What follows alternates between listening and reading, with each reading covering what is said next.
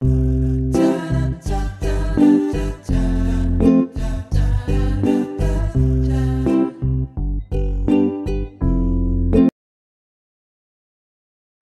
श्री स्वामी समर्थ. मी अश्विनी. स्वागत आहे सर्वांचं स्वामी माऊली चॅनलमध्ये.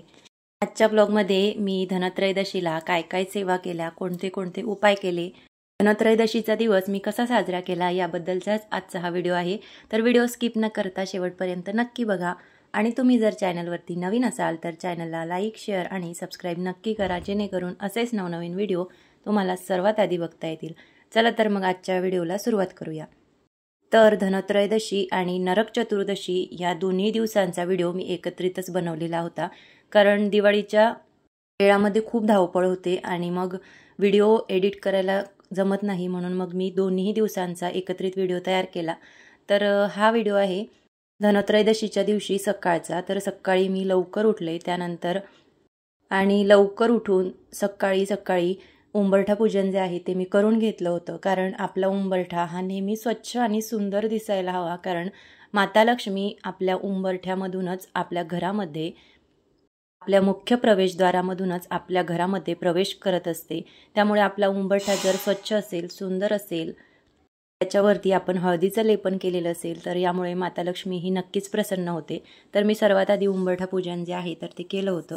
त्यानंतर छानपैकी रांगोळी काढून घेतली, कमळ काढलं, शंख काढलं आणि बाहेर ओट्यावरती सुद्धा सुंदर अशी रांगोळी काढली. त्यानंतर दिवा लावून घेतला, हळदी कुंकू अक्षदा अर्पण केल्या, फुलं अर्पण केली आणि त्यानंतर मग एक छानसा दिवा सुद्धा लावून घेतला आणि बघू शकता सुंदर अशी माझी सकाळची पूजा झालेली होती. तर हा व्हिडिओ धनत्रयोदशी आणि नरक चतुर्दशीचा आहे, त्यामुळे व्हिडिओ पोस्ट करायला मला खूप लेट झालं, कारण दिवाळीची धावपळ होती आणि दिवाळीच्या धावपळीमध्ये व्हिडिओ एडिट करायला आणि पोस्ट करायला वेळ मिळाला नाही, म्हणून मग मी हा व्हिडिओ जो आहे तो आज शेअर करते. तर छानपैकी उंबरठा पूजन करून झाल्यानंतर मी बाहेर गॅलरीमध्ये जी तुळशी आहे, तर तुळशी वृंदावन आहे, त्याचीसुद्धा पूजा करून घेतली. तर त्यानंतर मग मी देवपूजा करायला सुरुवात केली. तर धनत्रयोदशीच्या दिवशी मी छान असं गुलाबी रंगाचं वस्त्र जे आहे तर ते देवघरामध्ये अंथरून घेतलं आणि त्यानंतर एक एक करून सर्व देवी देवतांना स्नान घालून घेतले. सर्वात आधी गणपती बाप्पा, त्यानंतर बाळकृष्णांची मूर्ती आणि स्वामी समर्थ, त्यानंतर सगळे जे यंत्र आहेत, श्रीयंत्र, रुद्रयंत्र, कुबेर यंत्र, ते यंत्र जे आहे ते मी स्वच्छ धुवून देवघरामध्ये ठेवले, कारण धनत्रयोदशी होती. तर सर्व देवी देवतांना पंचामृताने आणि गंगाजलाने मी स्नान घालून घेतले, कारण कुठलाही सणवार असला किंवा एखादा विशेष दिवस असला तर त्या दिवशी आपण सर्व देवांना पंचामृताने किंवा गंगाजलाने स्नान घालत असतो. तर धनत्रयोदशीच्या दिवशी मी गंगाजल आणि पंचामृताने स्नान घालून घेतले. त्यानंतर एक एक करून सर्व देवी देवतांची मूर्ती देवघरामध्ये ठेवून घेतली आणि स्वामींना सुद्धा छान असं गुलाबी वस्त्र जे आहे तर ते मी घालून घेतलं. आता याच्यामध्ये याच कलरमध्ये 2 वस्त्र मी स्वामींना शिवलेले आहे, पण त्याला लेस वेगवेगळी लावलेली आहे, त्यामुळे ते प्रत्येक वेळेस जरा नवीन वाटतात आणि दिसायला सुद्धा सुंदर दिसतात. म्हणून मग मी 2-2 वस्त्र जे आहे ते स्वामींना प्रत्येक कलरचे शिवून घेतलेले आहे. आणि त्यानंतर स्वामींना छानपैकी छोटी माळ जी आहे रुद्राक्षाची तर ती घालून घेतली. संपूर्ण माळ जी आहे ती मोत्यांची आहे, पण त्याच्यामध्ये मधोमध एक रुद्राक्ष फक्त मी टाकलेला आहे. तर ही माळसुद्धा मी स्वामींसाठी घरीच तयार करून घेतली. आणि त्यानंतर तुळजाभवानी मातेची मूर्तीसुद्धा छानपैकी स्नान घालून घेतली आणि माझ्याकडे जी छोटी पितळेची प्रभावळ आहे तर त्यावरती मी मूर्ती जी आहे ती ठेवून घेतली.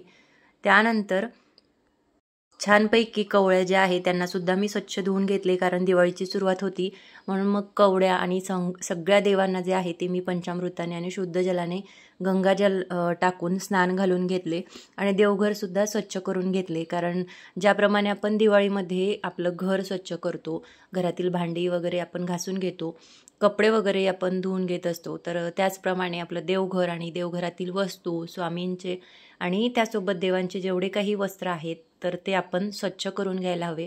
तर म्हणून मग मी देवघरसुद्धा स्वच्छ करून घेतलं, कारण दिवाळीमध्ये आम्ही गावी जात असतो, तर दिवाळीमध्ये दिवाळी दिवाळीची जी पूजा आहे ती करता येत नाही किंवा मग देवघरात देवांची पूजा करता येत नाही, देवघर स्वच्छ करता येत नाही, म्हणून मग मी धनत्रयोदशीलाच देवपूजा जी आहे ती करून घेतली होती. कारण त्याच दिवशी आम्ही गावी गेलो होतो दिवाळीसाठी.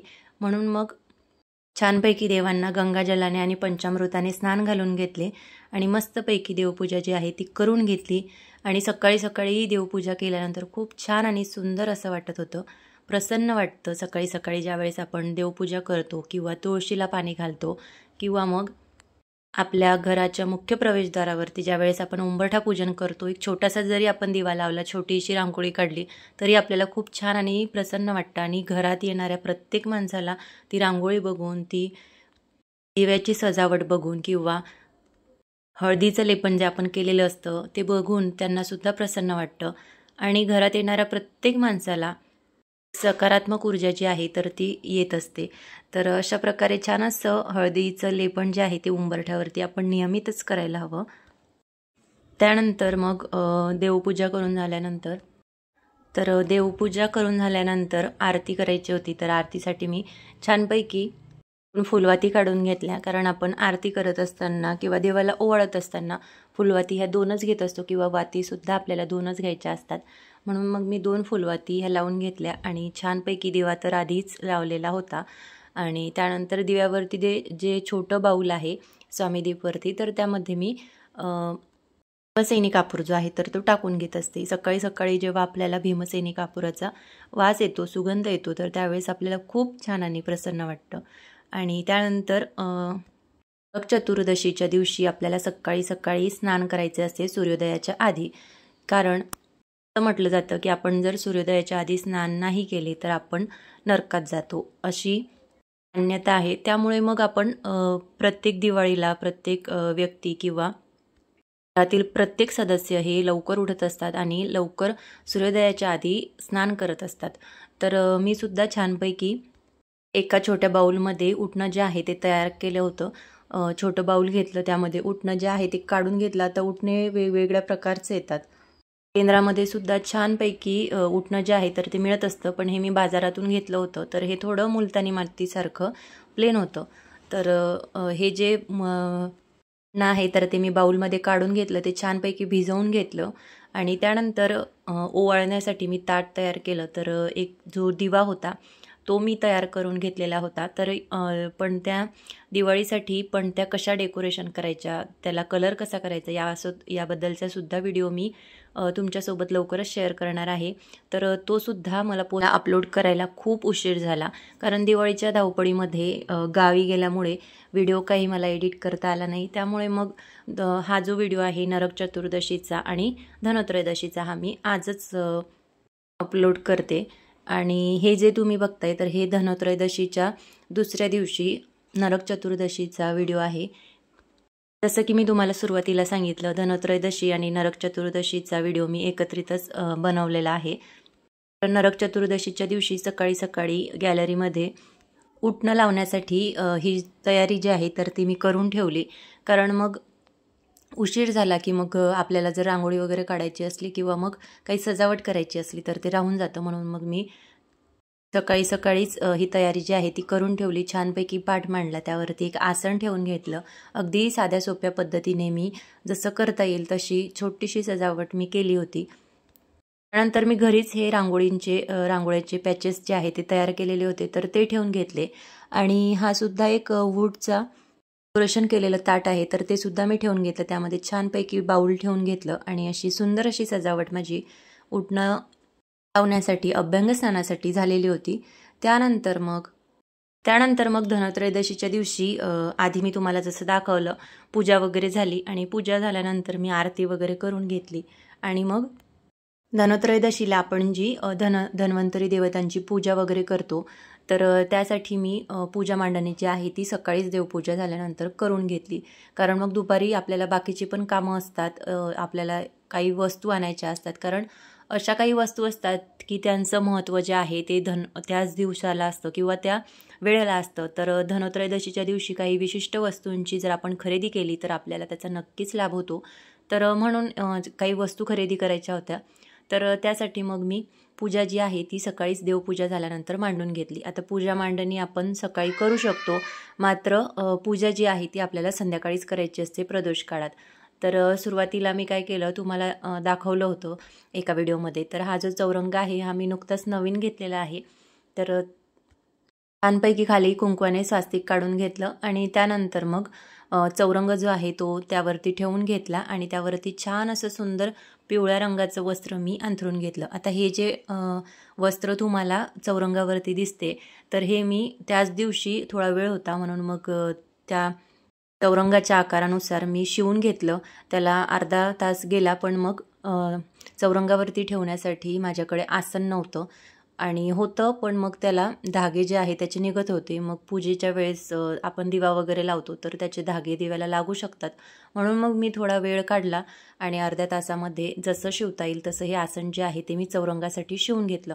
आता या आसनासाठी जो कपडा मी वापरला होता तर तो देवघरासाठी जे वस्त्र स्वामींसाठी जे वस्त्र देवघरासाठी आसन जे मी शिवलेले होते तर त्यातूनच जो उरलेला कापड होता त्यांनीच मी याच्यासाठी चौरंगासाठी आसन तयार करून घेतलं. कमेंट बॉक्समध्ये तुम्ही मला नक्की सांगा की आसन तुम्हाला कसं वाटलं. आणि त्यानंतर मग मी धन्वंतरी देवतेचा छानपैकी सुंदर असा फोटो मधोमध ठेवून घेतला. सर्वात आधी दिवा प्रज्वलित करून घेतला, दिव्याला हळदी कुंकू अक्षदा अर्पण केल्या आणि त्यानंतर सुंदर असा कळस मांडून घेतला. आता कळस आपण तांब्याचा, पितळेचा किंवा नसेलही तर स्टीलचा सुद्धा घेऊ शकतो. तर त्यामध्ये छानपैकी 5 पाने ठेवून घेतली आणि नारळसुद्धा त्यावरती ठेवून घेतलं. कलशावरती हळदी कुंकू अक्षदा अर्पण केल्या. कलशावरती कुंकवाने स्वास्तिक काढून घेतलं, त्यासोबत नारळावरती सुद्धा कुंकवाने स्वास्तिक काढून घेतलं आणि मग कलशाला सुद्धा कलशाची पूजा केली. त्यानंतर गणपती बाप्पांचे सर्वात आधी स्नान घातले. गणपती बाप्पांना पंचामृताने स्नान घातले. त्यानंतर लक्ष्मी मातांना पंचामृताने स्नान घातले आणि त्यानंतर जे बोळके आपण घेतो तर त्यामध्ये आपल्याला प्रत्येकी 5-5 धान्य भरायचे असतात. तर याऐवजी आपण लाह्या बत्ताशेचा जो प्रसाद असतो तर तो सुद्धा भरला जातो. तर आपल्याकडे जशी प्रथा असेल त्यानुसार आपण ते करत असतो. तर मी कडधान्य जे सगळे काही धान्य आहे ते त्या बोळक्यामध्ये भरून घेतले. त्यानंतर गणपती बाप्पा, लक्ष्मी मातेची मूर्ती आणि जे काही माझ्याकडे कुबेर यंत्र होतं किंवा श्रीयंत्र होतं त्यासोबतच कवड्या होत्या त्यासुद्धा मी पूजेत ठेवून घेतल्या. त्यानंतर तुम्ही बघू शकता एक दिवा मी तयार करून घेतला. तर हा सुद्धा आपल्याला माहिती आहे की हा आपण धनत्रयोदशीच्या दिवशी यमदीपदानासाठी करत असतो. तर तो दिवा मी बनवून घेतला. 2 मुटके त्याच्या आजूबाजूला बनवून घेतले. त्यानंतर त्रयोदशीच्या दिवशी 13 दिवे सुद्धा आपण लावत असतो. आता हे वेगवेगळ्या ठिकाणी 13 दिवे जे आहे ते लावल्या जातात. एक तुळशीजवळ लावत असतो, एक जिथे आपण कचरा वगैरे टाकतो तिथे लावतो, एक आपल्या घराचं जे बाथरूम असतं तिथे लावतो, एक आपल्या गॅस ओट्यावरती लावत असतो, एक आपल्या उंबरठ्यावरती दोन्ही बाजूंना 2 आपण लावत असतो. त्याचप्रमाणे जवळ सुद्धा एक दिवा आपण लावत असतो. अशा प्रकारे आपल्याला 13 दिवे जे आहे ते लावायचे असतात. आणि त्यासोबतच जो यमदीपदानासाठी दिवा मी तयार करून घेतला होता कणकेचा, तर त्याच्यामध्ये सुद्धा मी तेल टाकून घेतलं. छानपैकी 2 वाती टाकून घेतल्या, कारण वाती ह्या आपल्याला कधीही एक घ्यायची नसते. जेव्हा आपण दिवा लावत असतो तर त्यावेळेस 2 वाती आपल्याला घ्यायच्या असतात. तर सगळ्या दिव्यांमध्ये मी वाती आणि तेल जे आहे ते टाकून घेतलं, जेणेकरून संध्याकाळच्या वेळेवर धावपळ होत नाही. आणि मग त्यानंतर धनत्रयोदशी होती, तर त्या दिवशी आपण काही वस्तू खरेदी करत असतो. तर त्यासाठी मी थोडं बाजारात गेले आणि अगदी छोट्या छोट्या ज्या वस्तू असतात की ज्या खूप प्रभावशाली असतात तर त्या वस्तूंची मी खरेदी केली. तर बघा, सर्वात आधी जे आहे ते मीठ, त्यानंतर आपल्याला झाडूसुद्धा खरेदी करायचा असतो. तर मी मोठा झाडू न खरेदी करता छोटी फळी जी आहे ती घेतली, कारण मग ती देवाजवळ सुद्धा वापरता येते. आणि त्यासोबतच लाह्या बत्ताशेसुद्धा मी पूजेसाठी घेतल्या. आणि त्यासोबतच आपल्याला सोनं चांदी या दिवशी खरेदी करायचं असते. पण जर आपल्याला सोनं चांदी खरेदी करणं शक्य झालं नाही किंवा सोनं आपल्याला खरेदी करणं शक्य झाले नाही तर आपण निदान चांदी किंवा मग तांब्या पितळाची वस्तूसुद्धा खरेदी करू शकतो. तांब्याची वस्तू एखादी आपण तांब्याची छोटी प्लेट जरी खरेदी केली तरी देखील चालते. तर मी काय केलं, बऱ्याच दिवसांपासून हे जे तुम्ही बघताय तर ही चांदीची माशी आहे. तर ही चांदीची माशी मला बऱ्याच दिवसांपासून घ्यायची होती. तर ही धनत्रयोदशीच्या दिवशीच घेत असतात, म्हणून मग मी धनत्रयोदशीच्या दिवशी सुंदर आणि भरीव अशी, तुम्हाला दुरून ही अगदी छोटी दिसत असेल पण हातामध्ये घेतल्यानंतर अतिशय जड आणि भरीव अशी ही माशी आहे. तर ही मी धनत्रयोदशीच्या दिवशी खरेदी केली, कारण असं म्हटलं जातं की धनत्रयोदशीच्या दिवशी चांदीची माशी जी आहे ती खरेदी करायला हवी आणि त्याची पूजा करून आपण ते आपल्या तिजोरीमध्ये किंवा घराच्या ईशान्य कोपऱ्यामध्ये ती ठेवायला हवी. तर सुंदर अशी जी माशी आहे चांदीची ती मी खरेदी केली आणि त्यानंतर लक्ष्मीची जी पावले आहे सुंदर सुंदर ते सुद्धा मी 2 घेतले आणि त्याच्यासोबत मॅच होणारे शुभ लाभाचं जे चिन्ह होतं आणि स्वस्तिकचं जे चिन्ह होतं तर ते सुद्धा मी खरेदी केलं. तर धनत्रयोदशीची अशी छोटीशी माझी खरेदी होती, जी की मी तुम्हाला दाखवली. आणि त्यानंतर मग संध्याकाळी दिवे लागणीला सगळे दिवे जे आहे ते मी प्रज्वलित करून घेतले आणि यमदीपदानासाठी जो दिवा तयार केलेला होता तर तो तर आपल्याला बाहेर गेल्यानंतरच घराच्या बाहेर पडल्यानंतरच आपल्याला तो प्रज्वलित करायचा असतो. तर सगळे 13 दिवे जे होते ते मी लावून घेतले. त्यानंतर धनत्रयोदशीची जी पूजा मांडणी केलेली होती ती सुद्धा मी करून घेतली आणि सगळे दिवे जे आहे ते मी एक एक करून लावून घेतले. आता दिवे लावत असताना आपण एका दिव्याने दुसरा दिवा हा कधीच पेटवू नये. मात्र आपण एखादी अगरबत्ती किंवा मग माचीसच्या काडीपेटीनेच प्रत्येक दिवा जो आहे तर तो पेटवून घेऊ शकतो. तर मी काय करत असते, अगरबत्ती लावते आणि मग त्याने बाकीचे दिवे जे आहे ते प्रज्वलित करत असते. आता रोज तरी आपल्याला एवढे दिवे लावण्याची गरज पडत नाही, पण कधीतरी आपण 3 किंवा 4 दिवे तर हे रोजचेच असतात. आता बऱ्याच महिला रोज तुळशीजवळ, उंबरठ्यावरती देवाजवळ आणि आपल्या किचन ओट्याजवळ दिवे तर लावतच असतो. तर आपल्याला रोज एवढे दिवे लावण्याची गरज पडत नाही, मात्र आपण 4 दिवे तरी रोज नक्कीच लावत असतो आणि जर आपण लावत नसू तर आपण नक्कीच लावावे. त्यानंतर छानपैकी पूजेजवळ सुद्धा मी दिवा जो आहे तो सकाळीच प्रज्वलित करून घेतलेला होता, पण संध्याकाळपर्यंत त्याच्यामधलं तेल जे आहे ते संपलं होतं आणि मग परत संध्याकाळी दिवे लागणीला मी दिवा जो आहे तो छानपैकी प्रज्वलित करून घेतला. त्यानंतर दिव्याची पूजा केली, दिव्याला एक फूल अर्पण केलं आणि त्यानंतर मग जो कळस मांडलेला होता तर कळसाची सुद्धा मी छानपैकी पूजा करून घेतली. हळदी, कुंकू, अक्षदा कळसाला अर्पण केल्या आणि मग त्यानंतर धन्वंतरी देवतेचा जो फोटो होता त्याची सुद्धा पूजा करून घेतली. त्यासोबतच लक्ष्मी माता, भगवान कुबेर यांचं जे यंत्र होतं, गणपती बाप्पांची मूर्ती होती, श्रीयंत्र होतं, कवड्या ज्या मी 7 ठेवलेल्या होत्या तर त्यासुद्धा मी ठेवून घेतल्या आणि त्यांची सुद्धा पूजा जी आहे ती मी हळदी, कुंकू, अक्षदा वाहून करून घेतली. एक एक फूल प्रत्येक देवी देवतांना अर्पण केलं आणि त्यानंतर जे 5 बोळखे मी ठेवलेले होते तर त्यांना सुद्धा हळदी, कुंकू अर्पण केले. तर हे बोळखे सुद्धा मी छानपैकी घरीच कलर करून घेतले होते. तर याचा सुद्धा व्हिडिओ मी तुमच्यासोबत लवकरच शेअर करणार आहे, तर तो नक्की बघा. तर छानपैकी अशी पूजा मांडणी जी आहे ती माझी मांडून झालेली होती. तर ही पूजा मांडणी मी सकाळीच मांडलेली होती आणि त्यानंतर संध्याकाळी मी प्रदोष काळामध्ये पूजा केली. लाह्या बत्ताशेचा जो प्रसाद होता तर तो आपल्याला दाखवायचा असतो.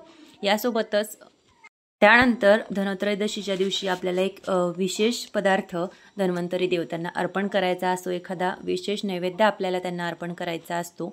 तर तो मी केला, जो की धने आणि गूळ. तर धने आणि गूळ याशिवाय आपली पूजा जी आहे ती अपूर्ण असते, म्हणून धने आणि गुळाचा नैवेद्य आपण धनत्रयोदशीच्या दिवशी धन्वंतरी देवतांना, लक्ष्मी मातेला हा नक्की अर्पण करावा. तर तो मी अर्पण केला. त्यानंतर ज्या काही आयुर्वेदिक वस्तू असतात जसं की पुदिना, तुळस, तर ह्या वस्तूसुद्धा मी पूजेमध्ये घेतल्या, त्या देवांना अर्पण केल्या आणि त्यानंतर एक एक बत्ताशे जे आहे ते मी प्रत्येक बोळख्यावरती ठेवून घेतले, कारण ह्या बत्ताशेसुद्धा बोळख्यांमध्ये भरले जातात. तर मी धान्य भरले होते त्यामुळे मग बत्ताशे जे आहे ते मी वरून एक एक ठेवून दिले, कारण मग लाह्या जर त्याच्यामध्ये टाकल्या असत्या तर मग ते सगळे पदार्थ एकत्र झाले असते, म्हणून मग मी बत्ताशे जे आहे ते ठेवून घेतले आणि लाह्या बत्ताशांचा जो प्रसाद आहे तो मी एका छोट्या वाटीमध्ये काढून घेतला.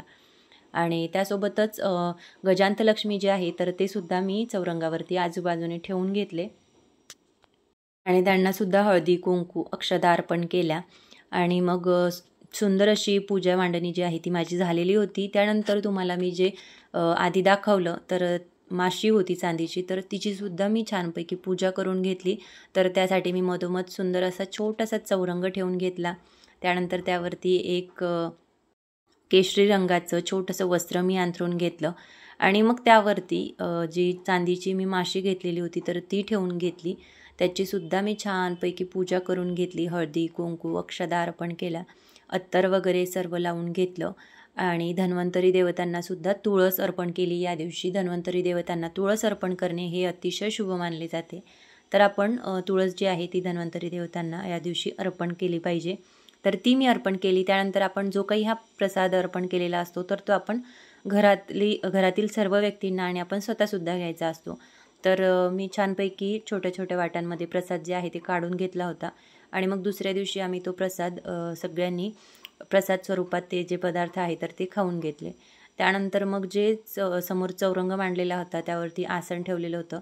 तर त्यावरती थोडे तांदूळ टाकून घेतले, त्यावरती हळदी, कुंकू, अक्षदा मी टाकून घेतल्या आणि त्यानंतर सुंदर अशी जी माशी जी आहे भरीव आणि अतिशय जड अशी ही चांदीची माशी होती. तर ती खूप सुंदर दिसत होती. तर ती मी पूजेमध्ये ठेवून घेतली आणि त्यानंतर तिलासुद्धा हळदी, कुंकू, अक्षदा मी अर्पण केल्या, एक फूल अर्पण केलं आणि छानपैकी सुंदर अशी पूजा मांडणी जी आहे ती माझी झालेली होती.